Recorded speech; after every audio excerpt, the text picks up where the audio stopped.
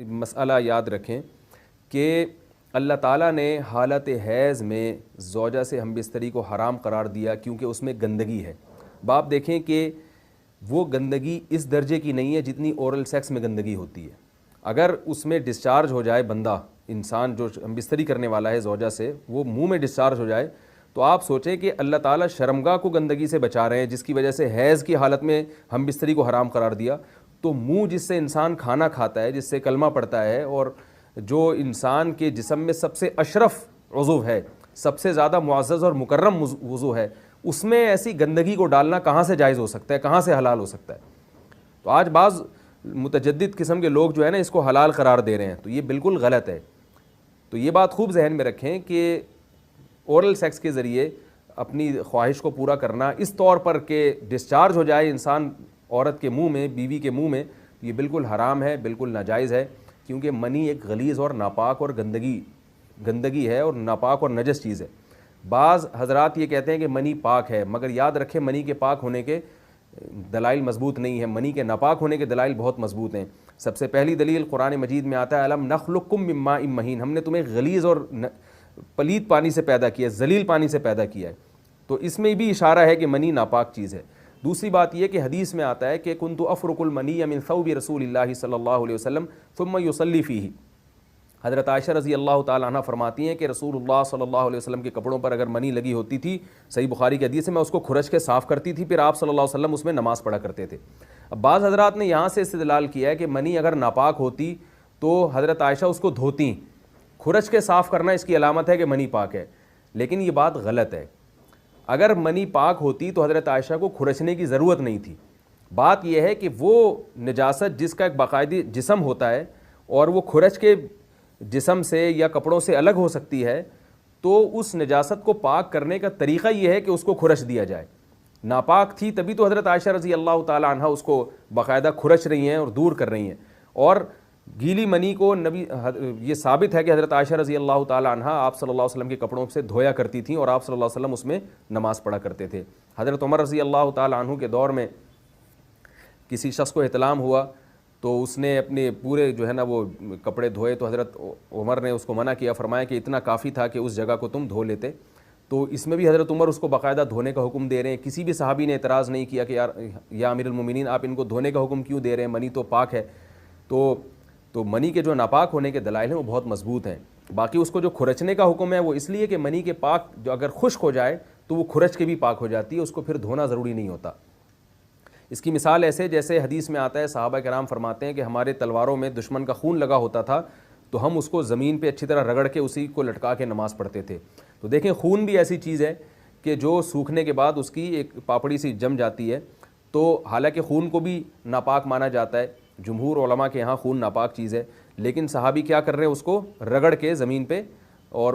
جو اس کو اچھی طرح رگڑ کے جب اس کا اثر زائل ہو گیا تو اسی کو لٹکا کے نماز پڑھ رہے ہیں۔ تو جیسے خون ناپاک ہونے کے باوجود رگڑنے سے پاک ہو جاتا ہے اگر کسی ایسی چیز پہ لگا ہو جو لوہے یا ایسی سخت چیز پہ، تو ایسے ہی منی اگر کپڑوں پہ لگی ہو، خشک ہو جائے تو اس کو اچھی طرح جب کھرچ دیا جائے تو وہ پاک ہو جاتی ہے۔ لیکن اس سے یہ ثابت نہیں ہوتا کہ منی پہلے سے ہی پاک ہے۔ ایک اور دلیل منی کے ناپاک ہونے کی یہ ہے کہ جو مدی ہے، ٹرانسپیرنٹ پانی جو مرد کے جسم سے نکلتا ہے، وہ اگر جسم سے نکل جائے تو وضو فرض ہو جاتا ہے، اور منی نکل جائے تو غسل فرض ہوتا ہے۔ اب یہ کیسی بات ہے کہ مدی کے نکلنے سے جس سے وضو فرض ہو رہا ہے وہ تو ناپاک ہے، اور منی نکلنے سے جب غسل فرض ہو رہا ہے بڑی والی طہارت، تو اس کو ہم پاک قرار دیں۔ تو اس لیے امام ابو حنیفہ رحمہ اللہ تعالیٰ کا مذہب منی کے بارے میں کہ یہ نجاست غلیظہ ہے، اور امام مالک کا بھی یہی مذہب ہے، یہ مذہب بہت دلائل کے لحاظ سے قوی ہے۔ تو اس لیے عورت کے منہ میں ڈسچارج ہونا یہ بالکل حرام ہے، ناجائز ہے، گندگی ہے، اسلام میں اس کی قطعاً اجازت نہیں ہے۔ اور اگر ان ائمہ کا مذہب لیا جائے جو منی کو پاک سمجھتے ہیں، اس لیے میں یہ عرض کر رہا ہوں کہ بعض حضرات نے اس پہ فتویٰ دیا ہے کہ یہ چونکہ پاک ہے لہذا اگر یعنی کوئی شخص منہ میں بھی ڈسچارج ہو جائے تو یہ بھی جائز ہے۔ یہ 100% غلط فتویٰ ہے، اس لیے کہ جو حضرات اس کو پاک کہتے ہیں وہ بھی اس کو خبائث میں داخل کرتے ہیں، حرام چیزوں میں داخل کرتے ہیں۔ اس کا کھانا یا اس کا منہ میں ڈالنا وہ بھی جائز نہیں کہتے، تو اس لحاظ سے بھی یہ ناجائز ہے اور بہت ساری بیماریوں کا ذریعہ بھی ہے۔ دوسرا مسئلہ یہ ہے کہ اگر کوئی ڈسچارج نہیں ہوتا اورل سیکس کے ذریعے تو اس کا شرعی حکم کیا ہے؟ تو اس کا حکم یہ ہے کہ یہ انتہائی سخت درجے کا مکروہ ہے, ناپسندیدہ عمل ہے, اور اس کے سخت درجے کے مکروہ اور حرام نہیں ہے لیکن بہت زیادہ ناپسندیدہ اور شریعت کے مزاج کے بالکل خلاف ہے, اور اسلامی کلچر میں اس کا کوئی تصور نہیں تھا. یہی وجہ ہے کہ فقہائے کرام کے ہاں اس چیز کا تذکرہ بہت ہی محدود پیمانے پر ملتا ہے. یہ اس کی علامت ہے کہ مسلمان معاشرہ اس چیز سے بالکل بھی واقف نہیں تھا کہ یہ کیا ہوتا ہے. تو یہ چیز غیروں سے آئی ہے, غیر مسلموں سے ہمارے معاشرے میں, جو ان کی موویز دیکھ دیکھ کے, فحش فلمیں دیکھ دیکھ کے نوجوانوں میں اس چیز نے سرایت کیا, ورنہ یہ انسان طبی طور پر اس عمل سے بہت زیادہ نفرت کرتا ہے. کوئی بھی شریف الطبع آدمی ذہنی طور پر اس کے لیے تیار نہیں ہوگا.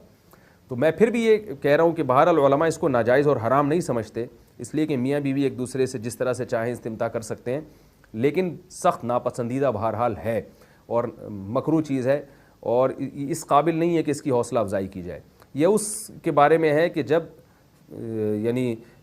جو ہے وہ ادخال کیا جائے اس فم کے اندر, اس جو ہے مرد اس میں باقاعدہ جو ہے وہ تلذذ حاصل کرے. اگر ایسا نہ ہو بلکہ باہر سے ہی استمتاع کیا جائے, جیسے بعض جگہ ایسا ہوتا ہے کہ کیا نام ہے, عورت کو اس چیز سے گھن آتی ہے کہ وہ اپنے منہ میں اس گندگی کو لے کر جائے, تو پھر بعض شوہر زوجہ کو مجبور کرتے ہیں کسنگ وغیرہ پر, تو یہ کم درجے کی کراہت ہے. یعنی یہ بھی ناپسندیدہ تو ہے مگر یہ اس درجے کا مکروہ, اس درجے کا ناپسندیدہ نہیں ہے. دوسری بات یہ کہ یہ جو میں نے پوری ڈیٹیل بیان کی ہے یہ اس صورت میں ہے اس کے مکروہ اور ناپسندیدہ ہونا کہ عورت اس کے لیے ذہنی طور پر آمادہ ہو. یہ بات خوب یاد رکھیں, اگر عورت کو اس عمل سے گھن آتی ہے تو پھر مرد بیوی کو اس کام پر مجبور ہرگز نہیں کر سکتا, کیونکہ یہ نکاح کے جو ایگریمنٹ ہے, مقتضیات ہیں, اس کے خلاف ہے.